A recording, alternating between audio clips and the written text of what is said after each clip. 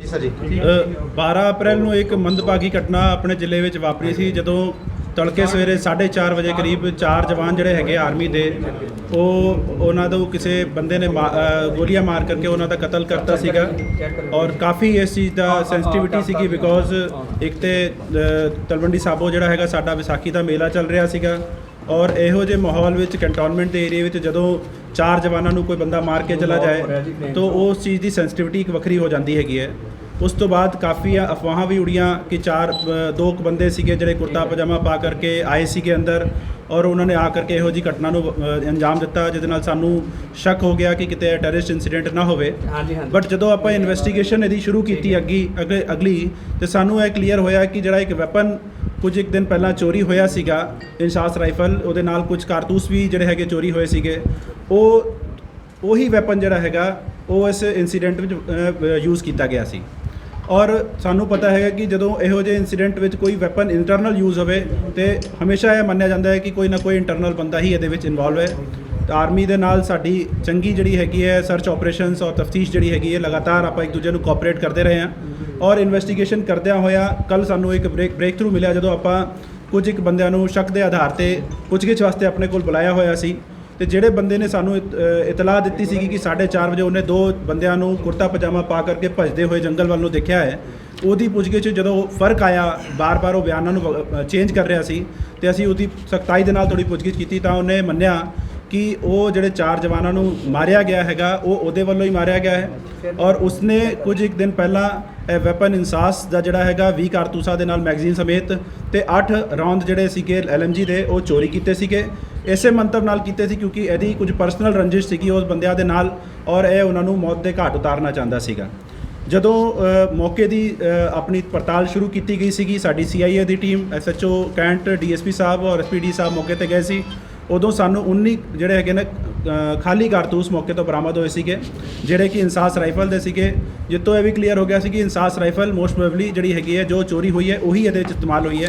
ਔਰ ਕੱਲ ਜਦੋਂ ਇਹਨੇ ਸਾਰਾ ਕੁਝ ਡਿਸਕਲੋਜ਼ ਕੀਤਾ ਉਸ ਤੋਂ ਬਾਅਦ ਅਸੀਂ ਜਾ ਕਰਕੇ ਆਰਮੀ ਏਰੀਏ 'ਚ ਕਾਫੀ ਥੋਰੋ ਸਰਚ ਆਪਰੇਸ਼ਨ ਚਲਾਇਆ ਔਰ ਇਹਦੀ ਨਿਸ਼ਾਨਦੇਹੀ ਤੇ ਆਪਾਂ ਉੱਥੋਂ ਕੁੱਲ 7 ਕਾਰਤੂਸ ਬਰਾਮਦ ਕੀਤੇ ਹੈਗੇ ਨੇ ਜਿਹਦੇ ਵਿੱਚੋਂ 6 ਕਾਰਤੂਸ ਜਿੰਦਾ ਸੀਗੇ ਜਿਹੜੇ ਇਹਨੇ 8 ਕਾਰਤੂਸ ਚੋਰੀ ਕੀਤੇ ਸੀਗੇ LMG ਵਿੱਚੋਂ ਉਹ ਸੀ ਔਰ ਇੱਕ ਮਿਸਫਾਇਰ ਹੋਇਆ ਸੀਗਾ ਜਦੋਂ ਇਹਨੇ ਬੰਦਿਆਂ ਨੂੰ ਮਾਰਨ ਦੀ ਕੋਸ਼ਿਸ਼ ਕੀਤੀ ਸੀ ਉਦੋਂ ਪਹਿਲਾ ਰਾਊਂਡ ਇਹਦੇ ਕੋਲੋਂ ਮਿਸਫਾਇਰ ਹੋਇਆ ਸੀਗਾ ਜਿਹੜਾ ਇਹਨੇ ਉਠਾ ਕੇ ਆਪਣੀ ਜੇਬ ਵਿੱਚ ਪਾ ਲਿਆ ਸੀਗਾ ਔਰ ਇਨਸੀਡੈਂਟ ਕਰਨ ਤੋਂ ਬਾਅਦ ਨੇੜੇ ਦੇ ਇੱਕ ਸੀਵਰੇਜ ਪਿਟ ਵਿੱਚ ਇਹਨੇ ਲਿਜਾ ਕਰਕੇ ਉਹ ਸਾਰੇ ਦੇ ਸਾਰੇ 8 ਕਾਰਤੂਸ ਜਿੰਦਾ ਤੇ ਇੱਕ ਜਿਹੜਾ ਯੂਜ਼ਡ ਕਾਰਟ੍ਰਿਜ ਸੀਗਾ ਉਹ ਤੇ ਵੈਪਨ ਇਹ ਸਾਰੀ ਚੀਜ਼ਾਂ ਨੇ ਲਿਜਾ ਕਰਕੇ ਉਹਦੇ 'ਚ ਡੰਪ ਕਰਤੀਆਂ ਸੀਗੀਆਂ। ਵੈਪਨ ਸਾਨੂੰ ਉਸੇ ਦਿਨ ਬਰਾਮਦ ਹੋ ਗਿਆ ਸੀਗਾ ਔਰ ਬਾਕੀ ਦੇ ਕਾਰਤੂਸਾਂ ਵਿੱਚੋਂ 9 ਕਾਰਤੂਸਾਂ ਵਿੱਚੋਂ ਸਾਨੂੰ 7 ਕਾਰਤੂਸ ਬਰਾਮਦ ਹੋ ਗਏ ਨੇ। ਬਾਕੀ ਆਰਮੀ ਦੇ ਨਾਲ ਸਾਂਝਾ ਆਪਰੇਸ਼ਨ ਸਾਡਾ ਹਜੇ ਵੀ ਕੈਰਿੰਗ ਔਨ ਹੈ ਉੱਥੇ ਚੱਲ ਰਿਹਾ ਹੈਗਾ।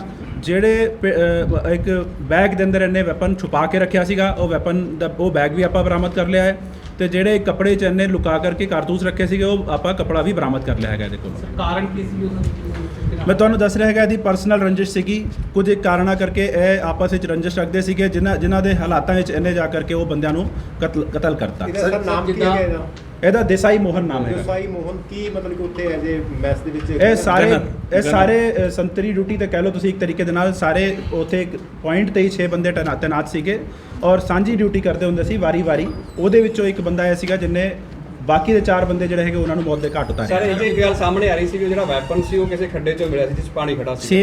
ਸੇਮ ਖੱਡਾ ਹੈਗਾ ਜਿਹਦੀ ਮੈਂ ਗੱਲ ਕਰ ਰਿਹਾ ਹੈਗਾ ਇੱਕ ਸੀਵਰੇਜ ਦਾ ਪਿਟ ਹੈਗਾ ਉਹਦੇ 'ਚ ਇਹਨੇ ਵੈਪਨ ਸੁੱਟਤਾ ਸੀ ਕਿਉਂਕਿ ਕਾਫੀ ਉਹਦੇ 'ਚ ਪਾਣੀ ਭਰਿਆ ਹੋਇਆ ਹੈਗਾ ਤਾਂ ਉਹ ਦਿਖਾਈ ਨਹੀਂ ਦਿੰਦਾ। ਪਹਿਲਾਂ ਵੈਪਨ ਤੇ ਜਦੋਂ ਉਹਦੇ ਪਾਣੀ ਕੱਢਿਆ ਗਿਆ ਪਹਿਲੇ ਦਿਨ ਉਦੋਂ ਵੈਪਨ ਤੇ ਮਿਲ ਗਿਆ ਬਿਕੋਜ਼ ਇਟ ਇਜ਼ ਆਬਵੀਅਸ ਵੱਡਾ ਵੈਪਨ ਹੁੰਦਾ ਹੈਗਾ ਉਹ ਦਿਖ ਜਾਂਦਾ ਹੈ ਬਟ ਐਮੂਨੀਸ਼ਨ ਉਸ ਦਿਨ ਬਰਾਮਦ ਨਹੀਂ ਹੋਈ ਕਿਉਂਕਿ ਸਾਨੂੰ ਨਹੀਂ ਕਲੀਅਰ ਸੀਗਾ ਕਿ ਕੁਝ ਉਹਨੇ ਉੱਥੇ ਸੁੱਟਿਆ ਹੈਗਾ। ਕੱਲ ਜਦੋਂ ਇਹਦੀ ਕਾਫੀ ਥੋਰੋ ਪੁੱਛਗਿੱਛ ਕੀਤੀ ਗਈ ਦੈਨ ਹੀ ਰਿਵੀਲਡ ਕਿ ਇਹਨੇ ਜਿਹੜੇ 8 ਕਾਰਤੂਸ ਚੋਰੀ ਕੀਤੇ ਸੀਗੇ ਔਰ ਜਿਹੜਾ ਇੱਕ ਲਾਈਵ ਜਿਹੜਾ ਕਾਰਟ੍ਰਿਜ ਜਿਹੜੀ ਇਹਦੀ ਮਿਸਫਾਇਰ ਹੋ ਗਈ ਸੀ ਉਹ 9 ਕਾਰਤੂਸ ਇਹਨੇ ਲਿਜਾ ਕਰਕੇ ਉਸ ਪਿਟ 'ਚ ਉਸ ਵੈਪਨ ਦੇ ਨਾਲ ਹੀ ਸੁੱਟੇ ਸੀਗੇ ਤੇ ਕਾਫੀ ਥੋਰੋ ਸਰਚ ਕਰਨ ਤੋਂ ਬਾਅਦ ਕਾਫੀ ਮਤਲਬ ਚੰਗੀ ਤਰੀਕੇ ਦੇ ਨਾਲ ਆਪਾਂ ਉੱਥੇ ਕੀਤੀ ਸਰਚ ਤਾਂ ਸਾਨੂੰ ਇਹ ਜਿਹੜੇ ਹੈਗੇ 7 ਕਾਰਤੂਸ ਬਰਾਮਦ ਹੋਏ ਨੇ। ਤੁਸੀਂ ਨਿੱਜੀ ਕਾਰਨਾਂ ਦੀ ਗੱਲ ਕਰ ਰਹੇ ਹੋ 4 ਬੰਦਿਆਂ ਦਾ ਕਤਲ ਹੋਇਆ ਇੱਕ ਨਾਲ ਹੋ ਸਕਦੀ ਹੈ 2 ਨਾਲ 4 ਨਾਲ ਹੀ ਨਿੱਜੀ ਰੰਜਿਸ਼? ਬਿਲਕੁਲ ਜੀ ਬਿਲਕੁਲ 4 ਦੇ ਨਾਲ ਨਿੱਜੀ ਰੰਜਿਸ਼ ਸੀਗੀ। ਇਹ ਕੁਝ ਪਰਸਨਲ ਰੀਜ਼ਨਸ ਹੈਗੇ ਨੇ ਜਿਨ੍ਹਾਂ ਨੂੰ ਆਪਾਂ ਇੱਥੇ ਮੀਡੀਆ 'ਚ ਡਿਸਕਲੋਜ਼ ਨਹੀਂ ਕਰ ਸਕਦੇ ਹੈਗੇ ਆ ਤੇ ਆਈ ਵੁੱਡ ਲਾਈਕ ਕਿ ਤੁਸੀਂ ਵੀ ਜਿੰਨੀ ਗੱਲ ਮੈਂ ਤੁਹਾਨੂੰ ਕਹਿ ਰਿਹਾ ਹੈਗਾ ਉਹਦੇ ਤੇ ਵਿਸ਼ਵਾਸ ਕਰਦੇ ਹੋਏ ਉਸ ਚੀਜ਼ ਨੂੰ ਤੁਸੀਂ ਅੱਗੇ ਡਿਸਕਲੋਜ਼ ਕਰੋ। ਜਿਹੜੀ FIR ਦਰਜ ਹੋਈ ਸੀ ਉਹਦੇ ਵਿੱਚ 2 ਜਿਹੜੇ ਹੈਗੇ ਆ ਬੰਦੇ ਦੱਸੇ ਗਏ ਸੀ FIR ਦੇ ਵਿੱਚ ਵੀ ਕੁਰਤਾ ਪਜਾਮਾ ਨੇ ਪਾ ਰੱਖਿਆ ਮੂਲ ਘੋਲ ਕੇ ਕੁਲਾੜੀ ਹੱਥ ਦੇ ਵਿੱਚ ਸੀ। ਐਸੇ ਬੰਦੇ ਨੇ ਇਹ 4:30 ਵਜੇ ਜਦੋਂ ਇਨਸੀਡੈਂਟ ਕੀਤਾ ਹੈਗਾ ਉਸ ਤੋਂ ਬਾਅਦ ਇਹਨੇ ਇਹ ਸਟੋਰੀ ਕਨਕੌਕਟ ਕੀਤੀ ਕਿਉਂਕਿ ਜੀਓਜ਼ ਮੈਸ ਉੱਥੇ ਨਾਲ ਹੈਗੀ ਹੈ, ਉੱਥੇ ਕੁਝ ਆਫੀਸਰਸ ਵੀ ਆਉਂਦੇ ਨੇ, ਉਹਨਾਂ ਦੇ ਗੈਸਟ ਵੀ ਆਉਂਦੇ ਨੇ। ਇਹਨੇ ਜਾਂ ਤੇ ਦੇਖਿਆ ਹੋਣਾ ਕਿ ਕੋਈ ਕੁੜਤੇ ਪਜਾਮੇ ਵਾਲੇ ਬੰਦੇ 1-2 ਦਿਨ ਉੱਥੇ ਆਏ ਸੀਗੇ, ਤੇ ਇਹਨੇ ਉਸ ਹਿਸਾਬ ਨਾਲ ਇੱਕ ਕੁੜਤੇ ਪਜਾਮੇ ਵਾਲੀ ਸਟੋਰੀ ਬਣਾਈ। ਇੱਕ ਵੈਪਨ ਚੁੱਕੀ ਮਿਸਿੰਗ ਸੀਗਾ, ਜਿਹੜਾ ਚੋਰੀ ਹੋਇਆ ਸੀਗਾ, ਉਹ ਵੈਪਨ ਉੱਥੇ ਯੂਜ਼ ਵੀ ਹੋਇਆ, ਤੇ ਇਹਨੇ ਕਹਿਤਾ ਕਿ ਵੈਪਨ ਇਹ ਵਾਲਾ ਜਿਹੜਾ ਹੈਗਾ ਇੰਸਾਸ ਰਾਈਫਲ ਉਹ ਬੰਦੇ ਦੇ ਹੱਥ 'ਚ ਹੈਗੀ ਹੈ, ਕਿਉਂਕਿ ਦੂਜਾ ਕੋਈ ਹੋਰ ਵੈਪਨ ਨਹੀਂ ਸੀਗਾ। ਤੇ ਇਹਨੇ ਇੱਕ ਫਰਸੇ ਜਾਂ ਕੁਲਾੜੀ ਦਾ ਜਿਹੜਾ ਹੈਗਾ ਨਾਂ ਲੈ ਲਿਆ ਕਿ ਦੂਜੇ ਬੰਦੇ ਦੇ ਹੱਥ ਵਿੱਚ ਇੱਕ ਕੁਲਾੜੀ ਸੀਗੀ। ਅੱਛਾ ਕਰਨਲ ਸਾਹਿਬ, ਜਿਹੜੇ ਮਾਰੇ ਗਏ ਆ 4 ਬੰਦੇ ਤੇ ਜਿਹੜਾ ਮਾਰਨ वाला ਹੈਗਾ ਮੋਹਨ सही, ये सारे हिंदी नाम हाँ जो मारे गए हैं इसमें 4 गनर और जो मारने वाला है कातल है सिपाही में, वो सारे के सारे अनमैरिड है या मैरिड है इनमें कोई? जो मारने वाला है वो अनमैरिड है और जो सारे डेथ हुए हैं वो भी अनमैरिड है। सर कहाँ के रहने वाले हैं ये? इसकी डिटेल जो है वो अभी इस वक्त डिटेल मुझे जो है आई हैव 2 बंदे तमिलनाडु के हैं, 2 कर्नाटका के हैं, और जिस बंदे ने मारा है he is from AP Andhra Pradesh. हाँ जी ਸਰ ਜਿੱਦਾਂ ਇਸ ਤੇ 302 ਤੇ ਜੋ ਸੈਕਸ਼ਨ 25 ਆਰਮ ਐਕਟ ਦਾ ਮੁਕੱਦਮਾ ਦਰਜ ਕੀਤਾ ਗਿਆ, ਤੇ ਇਸ ਤੋਂ ਇਲਾਵਾ ਜਿੱਦਾਂ ਇਹਨੇ ਗੁੰਮਰਾਹ ਕੀਤਾ ਹੈ ਪੁਲਿਸ ਨੂੰ ਤੇ ਆਰਮੀ ਨੂੰ, ਉਸ ਦੇ ਉੱਤੇ ਦੇਖੋ ਜੀ ਇਜ਼ਾਫਾ ਕੀਤਾ ਹਜੇ ਜਾਏਗਾ। We have put his arrest. ਆਪਾਂ ਹੁਣ ਕੋਰਟ ਵਿੱਚ ਪੇਸ਼ ਕਰਾ ਕਰਕੇ ਇਹਦਾ ਰਿਮਾਂਡ ਲਵਾਂਗੇ, ਉਹਦੇ ਵਿੱਚ ਅੱਗੇ ਹਜੇ ਦੀ ਹੋਰ ਪੁੱਛਗਿੱਛ ਕਰਾਂਗੇ, ਔਰ ਜੋ ਵੀ ਇਨਵੈਸਟੀਗੇਸ਼ਨ ਵਿੱਚ ਆਊਗਾ ਉਸ ਹਿਸਾਬ ਨਾਲ ਵਾਧਾ ਜੁਰਮ ਜਾਂ ਜੋ ਘਾਟਾ ਜੁਰਮ ਕਰਨਾ ਹੋਏਗਾ ਉਸ ਹਿਸਾਬ ਨਾਲ ਤਫਤੀਸ਼ ਜਿਹੜੀ ਹੈਗੀ ਆਪਣਾ ਰੂਟ ਆਪ ਲਵੇਗੀ। ਸਰ ਇਹ ਜਿਸ ਤਰ੍ਹਾਂ ਸਰ ਇੰਨੇ ਦਿਨ ਲਾਗੇ ਟ੍ਰੇਸ ਕਰਦੇ ਆ, ਉੱਥੇ ਕੋਈ ਸੀਸੀਟੀਵੀ ਕੈਮਰਾ ਵਗੈਰਾ ਦੀ ਕੋਈ ਪ੍ਰੋਵੀਜ਼ਨ ਨਹੀਂ ਹੈਗੀ? ਦੇਖੋ ਜੀ CCTV ਕੈਮਰੇ ਹੈਗੇ ਨੇ, ਬਟ ਪੁਆਇੰਟ ਇਜ਼ ਕਿ ਜਿਹੜਾ ਇਹ ਸੈਂਸਿਟਿਵ ਏਰੀਆ ਹੈਗਾ, ਵੀ ਕੈਨ ਨਾਟ ਡਿਸਕਲੋਜ਼ ਕਿੰਨੇ CCTV ਕੈਮਰੇ ਉੱਥੇ ਲੱਗੇ ਹੋਏ ਕਿੰਨੇ ਨੇ। ਨਹੀਂ, ਮਤਲਬ ਇੰਨੇ ਦਿਨ ਲੱਗਣ ਦਾ ਕਾਰਨ ਪੁੱਛ ਰਿਹਾ ਵੀ ਸੀਸੀਟੀਵੀ ਦੇ ਵਿੱਚ ਦੇਖੋ ਜੀ ਜਿਹੜਾ ਕਾਤਲ ਹੁੰਦਾ ਹੈਗਾ ਉਹ ਆਪਣਾ ਦਿਮਾਗ ਵੀ ਵਰਤਦਾ ਹੈਗਾ ਕਿ ਕਿਹੜੇ ਪੁਆਇੰਟ ਤੋਂ ਛੁਪ ਕੇ ਨਿਕਲ ਸਕਦਾ ਹੈਗਾ, ਕਿਹੜੇ ਪੁਆਇੰਟ ਤੇ CCTV ਕੈਮਰੇ 'ਚ ਚੀਜ਼ ਕੈਦ ਨਹੀਂ ਹੋਊਗੀ। ਇਸੇ ਕਰਕੇ ਜਿਹੜਾ ਹੈਗਾ CCTV ਕੈਮਰੇ 'ਚ ਸਾਨੂੰ ਆ ਚੀਜ਼ ਨਹੀਂ ਲੱਭੀ, ਔਰ ਪੁਆਇੰਟ ਇਜ਼ ਕਿ ਜਿਹੜੇ ਬੰਦੇ ਨੇ ਕਤਲ ਕੀਤਾ ਸੀਗਾ ਉਹ ਸ਼ੁਰੂ ਤੋਂ ਹੀ ਇਨਵੈਸਟੀਗੇਸ਼ਨ ਨੂੰ ਗੁੰਮਰਾਹ ਕਰਨ ਦੀ ਕੋਸ਼ਿਸ਼, ਜਿਸ ਤਰ੍ਹਾਂ ਤੁਸੀਂ ਵੀ ਆਪ ਕਿਹਾ, ਕਰਨ ਦੀ ਕੋਸ਼ਿਸ਼ ਕਰ ਰਿਹਾ ਸੀਗਾ। ਤੇ ਹੁਣ ਐਵਰੀਥਿੰਗ ਇਜ਼ ਕਲੀਅਰ। ਉਹ ਬੰਦੇ ਦੀ ਆਪਾਂ ਅਰੈਸਟ ਪਾ ਲਈ ਹੈਗੀ ਹੈ, ਉਹਨਾਂ ਨੂੰ ਕੋਰਟ ਵਿੱਚ ਪੇਸ਼ ਕਰਾ ਕਰਕੇ ਆਪਾਂ ਉਹਦਾ ਰਿਮਾਂਡ ਲੈ ਕਰਕੇ ਫਰਦਰ ਇਨਵੈਸਟੀਗੇਸ਼ਨ ਕਰਾਂਗੇ, ਔਰ ਜੋ ਵੀ ਇਨਵੈਸਟੀਗੇਸ਼ਨ ਦੌਰਾਨ ਆਊਗਾ ਉਸ ਹਿਸਾਬ ਨਾਲ ਕਾਰਵਾਈ ਸਰ ਕਰਾਂਗੇ। ਸਾਰੇ ਇੱਕੋ ਯੂਨਿਟ ਦੇ ਨੇ ਜੀ ਇਹ ਸਾਰੇ ਇੱਕੋ एक ਯੂਨਿਟ ही यूनिट। ਸਰ ਜਿਸ ਤਰ੍ਹਾਂ ਮੁੱਢਲੀ ਪੜਤਾਲ ਦੌਰਾਨ ਸਰ ਕਿਸੇ ਹੋਰ ਬੰਦੇ ਦੀ ਕੋਈ ਬੜੀ ਸ਼ੱਕੀ ਭੂਮਿਕਾ? ਨਹੀਂ, ਹਜੇ ਤੱਕ ਹੋਰ ਕਿਸੇ ਦੀ ਕੋਈ ਸ਼ੱਕੀ ਭੂਮਿਕਾ ਨਹੀਂ ਆਈ ਹੈਗੀ ਹੈ, ਬਟ ਫਿਰ ਵੀ ਸਾਡੀ ਤਫਤੀਸ਼ ਜਾਰੀ ਹੈ। ਟੈਕਨੀਕਲ ਤੌਰ ਤੇ ਵੀ ਜਿਹੜਾ ਉਹਦੇ ਮੋਬਾਈਲ ਹੈਗੇ ਉਹਨਾਂ ਦੇ ਫੋਰੈਂਸਿਕਸ ਕੀਤੀ ਜਾ ਰਹੀ ਹੈਗੀ ਹੈ। ਉਹ ਤੋਂ ਵੀ ਜੋ ਗੱਲਾਂ ਸਾਹਮਣੇ ਆਉਣਗੀ, ਉਹਦੀ CDR ਦੀ ਪੜਤਾਲ ਕਰ ਰਹੇ ਹੈਗੇ ਆ, ਉਹ ਤੋਂ ਵੀ ਜੋ ਗੱਲਾਂ ਸਾਹਮਣੇ ਆਉਣਗੀਆਂ ਉਹਨਾਂ ਨੂੰ ਸਾਰਿਆਂ ਨੂੰ ਰੱਖਦਿਆਂ ਹੋਇਆ ਇੱਕ ਇਕੱਠੀ ਜਿਹੜੀ ਹੈਗੀ ਆਪਾਂ ਵਧੀਆ ਤਰੀਕੇ ਦੇ ਨਾਲ ਡੀਪ ਇਨਵੈਸਟੀਗੇਸ਼ਨ ਜਿਹੜੀ ਉਹ ਕਰਾਂਗੇ। ਸਰ ਜਿਸ ਤਰ੍ਹਾਂ ਦੇਖੋ ਜੀ ਪਹਿਲਾਂ ਕੋਰਟ ਆਫ ਇਨਕੁਆਇਰੀ ਚੱਲ ਰਹੀ ਸੀਗੀ, ਉੱਥੇ ਉਹਦੇ ਕੋਲੋਂ ਪੁੱਛਗਿੱਛ ਹੋ ਰਹੀ ਸੀਗੀ, ਕਾਫੀ ਡੂੰਘਾਈ ਨਾਲ ਪੜਤਾਲ ਉੱਥੇ ਵੀ ਕੀਤੀ ਹੈਗੀ ਹੈ।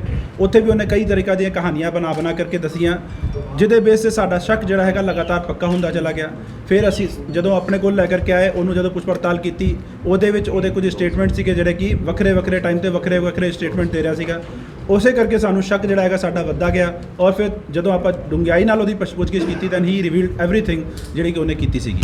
ਇਸ ਕੇਸ ਪੁਲਿਸ ਕੋਲੇ ਆਈ ਵਿਟਨੈਸ ਨਹੀਂ ਹੈ, ਕੀ ਲੱਗਦਾ ਹੈ ਵੀ ਸਜ਼ਾ ਮਿਲ ਪਾਊਗੀ? ਦੇਖੋ ਜੀ ਬਿਲਕੁਲ ਸਜ਼ਾ ਹੋਊਗੀ ਇਹਦੇ ਵਿੱਚ। ਮੈਂ ਤੁਹਾਨੂੰ ਦੱਸ ਰਿਹਾ ਹੈਗਾ ਆਪਾਂ ਸਾਇੰਟੀਫਿਕ ਇਨਵੈਸਟੀਗੇਸ਼ਨ ਕਰ ਰਹੇ ਹੈਗੇ ਆ, ਔਰ ਜੋ ਐਂਗਲ ਇਹਦੇ ਵਿੱਚ ਸਾਨੂੰ ਕਵਰ ਕਰਨ ਦੀ ਕੋਸ਼ਿਸ਼ ਹੈਗੀ ਹੈ ਉਹ ਆਪਾਂ ਕਰਾਂਗੇ। ਵੀ ਹੈਵ ਆਲਰੇਡੀ ਜਿਹੜਾ ਹੈਗਾ ਰਿਕਵਰਡ ਦੀ ਐਮੂਨੀਸ਼ਨਸ, ਉਹਦੀ ਨਿਸ਼ਾਨਦੇਹੀ ਤੇ ਲਿਜਾ ਕਰਕੇ ਆਪਾਂ ਮੌਕੇ ਤੇ ਐਮੂਨੀਸ਼ਨ ਰਿਕਵਰ ਕੀਤੇ ਹੈਗੇ ਨੇ। ਉਹ ਜਿਹੜਾ ਪਾਊਚ ਹੈਗਾ ਜਿਹਦੇ 'ਚ ਉਹਨੇ ਵੈਪਨ ਰੱਖਿਆ ਸੀਗਾ ਉਹ ਰਿਕਵਰ ਕੀਤਾ ਹੈਗਾ। ਜਿਹੜੇ ਪਾਊਚ 'ਚ ਉਹਨੇ ਖੋਲ ਰੱਖੇ ਸੀਗੇ, ਜਿਹੜੇ ਕਾਰਤੂਸ ਰੱਖੇ ਸੀਗੇ ਉਹ ਵੀ ਰਿਕਵਰ ਕੀਤਾ ਹੈਗਾ। ਤਾਂ ਆਈ ਥਿੰਕ ਜਿਹੜੀ ਇਨਵੈਸਟੀਗੇਸ਼ਨ ਸਾਡੀ ਹੈਗੀ ਉਹ ਬਿਲਕੁਲ ਠੀਕ ਰੂਟ ਤੇ ਚੱਲ ਰਹੀ ਹੈਗੀ ਹੈ। ਆਫਟਰ ਗੈਟਿੰਗ ਇਟ ਕਲੀਅਰ ਕਿ ਇਹੀ ਬੰਦਾ ਹੈਗਾ ਜਿਹਨੇ ਇਹ ਕੀਤਾ ਹੈਗਾ ਆਫੈਂਸ, ਤਾਂ ਹੀ ਆਪਾਂ ਤੁਹਾਡੇ ਸਾਹਮਣੇ ਆ ਕਰਕੇ ਬੈਠ ਕਰਕੇ ਇੱਥੇ ਪ੍ਰੈਸ ਕਾਨਫਰੰਸ कर रहे हैं। अच्छा कर्नल साहब, एक थोड़े तक सवाल है कि जैसे पुलिस ने अभी 302 का पर्चा दर्ज कर लिया, उसकी अरेस्ट पा ली, ये अपने अलग केस चलेगा? कोई आर्मी का भी अपने पद से, जैसे कोर्ट ऑफ इंक्वायरी बताई थी, आपका भी कोई चलेगा इसमें फर्दर कोई इन्वेस्टिगेशन? हमारी साथ जो इंटरनल इंक्वायरी होती है वो चल रही है ऑलरेडी, लेकिन अभी चूँकि ये एक मर्डर का केस है तो ये पुलिस के थ्रू रूट होता है, और जब पुलिस का ये कार्रवाई चलेगा साथ ही साथ हमारी जो भी लीगल प्रोसीजर होंगी, जैसे जैसे घटनाक्रम आगे बढ़ेगी उसमें आर्मी उसी तरह से पार्टिसिपेट करेगी। Thank you sir. Sir weapon ਕਿਸ ਤਰ੍ਹਾਂ